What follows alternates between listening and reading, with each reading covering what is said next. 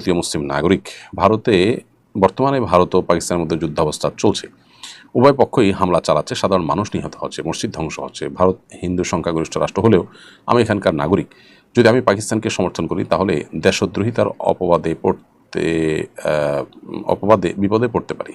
আবার ভারতকে সমর্থন করলে মুসলিম বিশ্ব, বিশেষ করে বাংলাদেশের মুসলমানরা আমাকে গালি দেয়। এমত অবস্থায় কোরআন ও হাদিসের আলোকে একজন ভারতীয় মুসলিমের করণীয় কী হওয়া উচিত?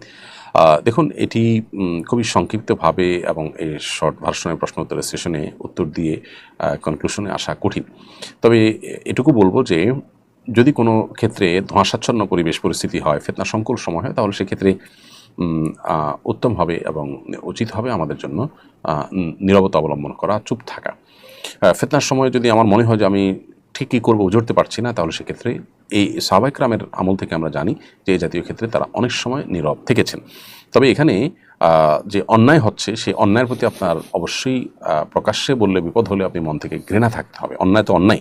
মসজিদে হামলা করা হচ্ছে, মাজলুম মানুষদেরকে আপনার দোষ সাব্যস্ত হওয়া ছাড়াই তাদের উপরে হামলা করা হচ্ছে, সেটাকে আপনি অবশ্যই মনে মনে হলেও ঘৃণা করবেন, যেহেতু আপনি যেখানে আছেন সেখানে আপনি প্রকাশ্যে কিছু বলতে পারছেন না।